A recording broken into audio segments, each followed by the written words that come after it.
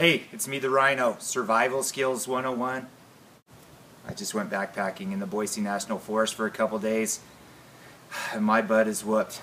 Anyway, I gotta put all this stuff up, but before I do, I thought, hey, I'll do a video, show you what I packed, so you can check out what you should pack on your trips backpacking. Let's check it out.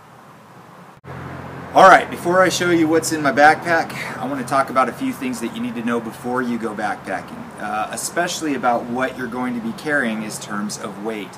Weight is very important. How much weight should you be carrying for your body type, and what you are willing to trade off in terms of comfort for weight. If you're a person that can handle less comfort and don't really care about comfort, you should do minimalist camping. That's great. Go out there with the bare minimums. Heck, go out there with a loincloth if you want to. If you can handle that, that's great. But if you're someone who wants to take along some amenities for yourself, well, be prepared to carry a lot more weight. It's just the way it is. So you need to determine what's going to be good for you and what you could live without out there. And I'm going to show you some of the things that I've done, and I've had some trade-offs, things I'm not going to live without that I'm more than happy to carry, and things that I'm just going to leave home because I'm not going to carry that weight. And the whole idea is to get the weight down on your pack as much as you can. How much weight should you be carrying? I personally think that you should be carrying between 15 and 20% of your overall body weight. And I want to tell you, keep it around 15.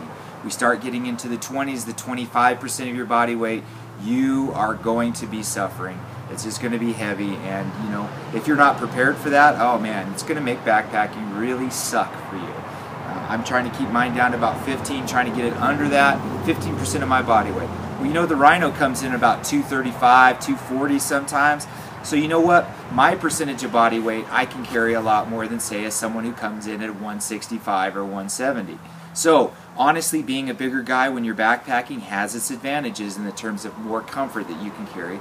And if you're a smaller guy, well, you're just going to have to sit and think of what can I do without, or how can I find the lightest weight gear possible. And after all, even if you're a big guy or you're a small guy, the lightest weight possible is what you're looking for. Now, if you're a minimalist camper, you're probably laughing at me about all the stuff I've taken. But you know, you're a 101 backpacker, you're an intermediate backpacker, and you want to have some comfort, I think it's no problem. But you just need to know where you're willing to fit as far as the comfort level goes. Now, a lot of people are car backpackers, and if you're a prepper, you need to be prepared to bug out. All right? And a lot of times, backpacking in your car is a fantastic thing to do, because if you had to bug out and you had to leave and you had to go somewhere, you know, learning to car camp is very important, and you should take it up. Buy the gear, buy everything, because you might be leaving and going somewhere. Can't guarantee that. That might not be your choice. But the next logical choice is if you're really going to have to get away from some kind of authoritative figure, or things have gone so bad that people are killing each other that you had to leave, backpacking is going to really be your only way to go, and walking in somewhere. Because, man, at all the campsites, there's just going to be people there, and where you drive, other people can drive too. So backpacking is really something that I think every prepper should at least do on a semi-regular basis, so you could be prepared that if you had to bug out, bugging out in your car and going up into the mountains really doesn't make a lot of sense, because other people are driving up there too, and you know, if the authorities are after you for whatever reason, they're going to find you. And backpacking is really your only hope of getting somewhere where there's not a lot of other people. The problem is you can only take so much gear. Anyway, let's check it out. Alright, this is all the stuff I took backpacking. We're going to get down to the nitty-gritty of this. First of all, I have my JanSport Caledon 70-liter backpack. It's a pretty big backpack. I like this backpack. A lot of people have various backpacks that they like. There's 1,000,000,001 backpacks. You just have to find the one that you like, alright? And this one weighs about 4 pounds, 5 ounces. That's kind of on the heavy side. So you got to understand the backpack itself is going to weigh something right off the bat. You're going to have to carry it.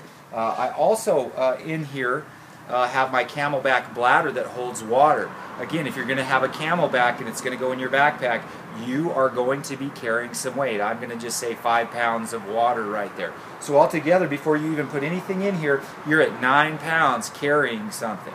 And again, remember when I said that you need to be between 15% and 20% of your body weight when you're carrying. If you keep those as a rule of thumb, things will go good for you.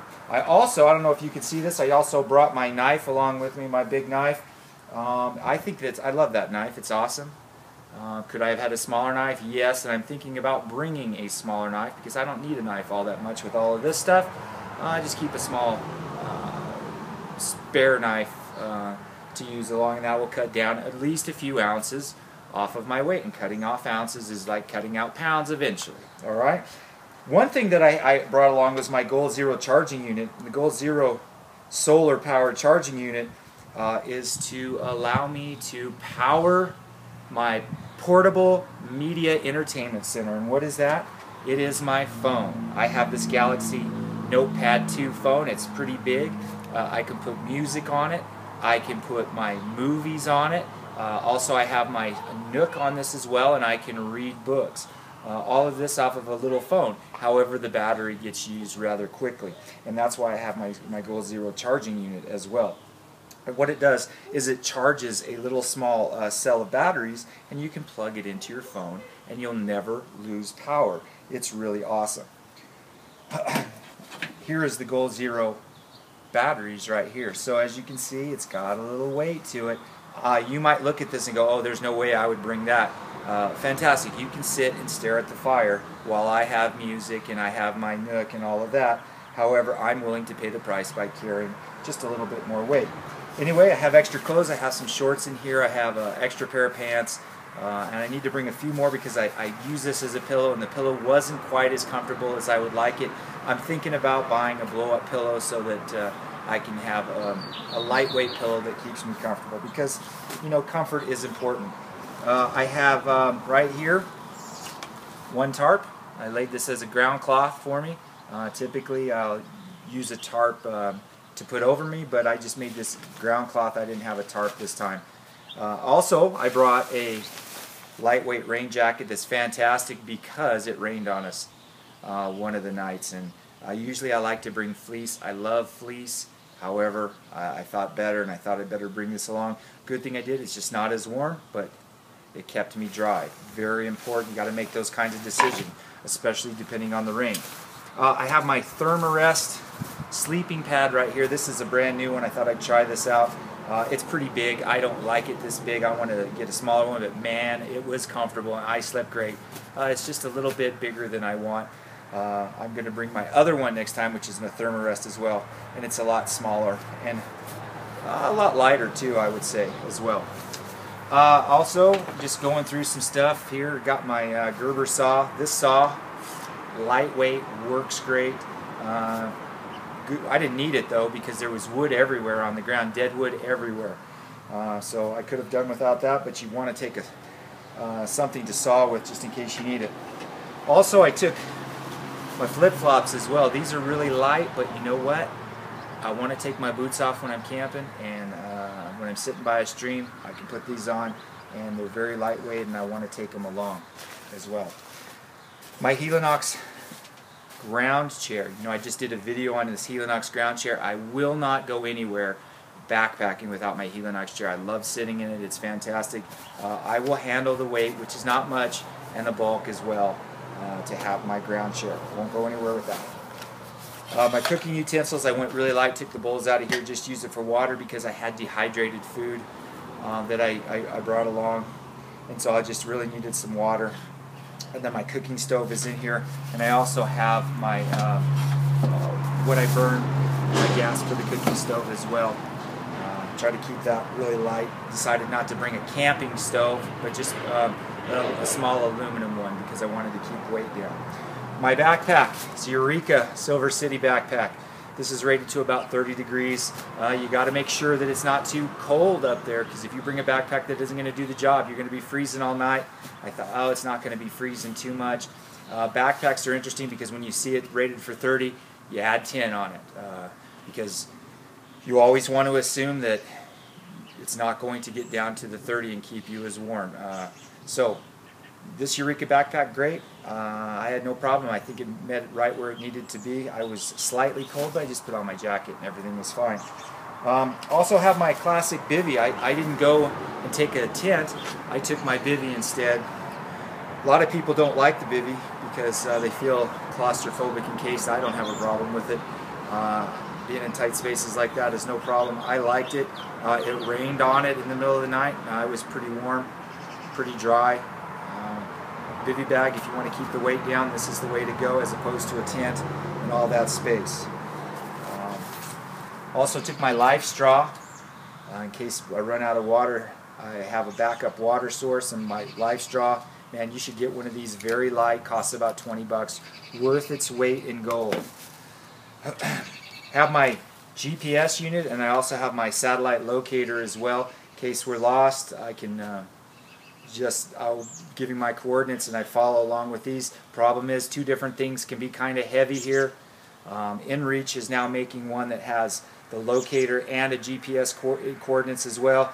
I'm really thinking about getting one of those. Trouble is, they cost a lot of money.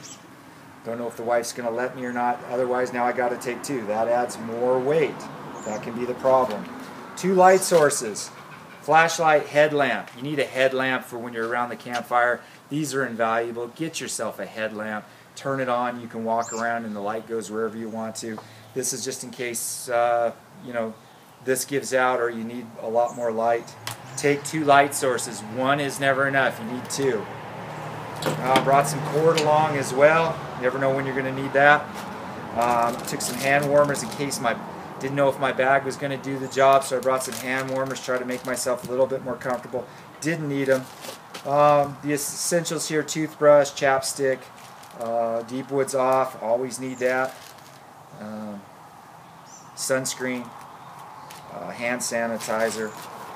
Also, I took some dryer lint as well to light my fire. I think it's really light. I don't want to do a lot of work, so I just grab dryer lint. That's easy. Works like a charm. Put some in a bag. Man, lit my fire right up. Brought my spoon along here. Spoon, knife, and fork combination. You could go lighter on this. Get yourself a spork. I just brought that along.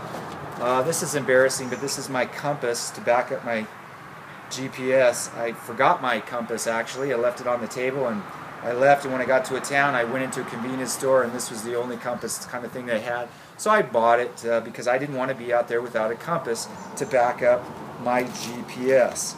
So it's very important that if this goes down you got to have something else. That's why you take two things. Two is one and one is none, they say. Well, you need to back that up. Anyway, might keep it. Works actually pretty good. So I'm going to keep it in this handy carrying case as well. Also had some fire and some batteries I brought along. You know, again, the Rhino is all about comfort. Has to bring his cigars along. Got to have a couple cigars to go on the trip. That's something that I want. Got to have some matches, a lighter. I brought some ibuprofen, and I brought a couple batteries for the GPS in case it goes down. Brought myself a little small medical kit. That's important as well. Need to have that. Brought some paper towels. Brought some wet wipes. You probably know what those are for. And I also brought a face mask as well. You can use this as a hat, but in the middle of the night, man, when it's cold, put this over your face when you're sleeping. Works awesome. Loved it. Glad I brought this along. Last thing I want to show you is my firearm. This firearm is a 9mm, not my smallest gun that I have, but it's the smallest gun that I have in 9mm. I'm bringing this along. My protection is important, and I'm not going camping without a gun, and I'm really serious about it. The downside is this sucker is going to come in at about 4 pounds, 3 or 4 pounds with the ammo. Plus I have an extra spare magazine. So right then and there, I'm going to be lugging about 4 or 5 extra pounds that I could do away with if I just didn't bring a gun. The Rhino's going to bring a gun. I'm going to carry this around.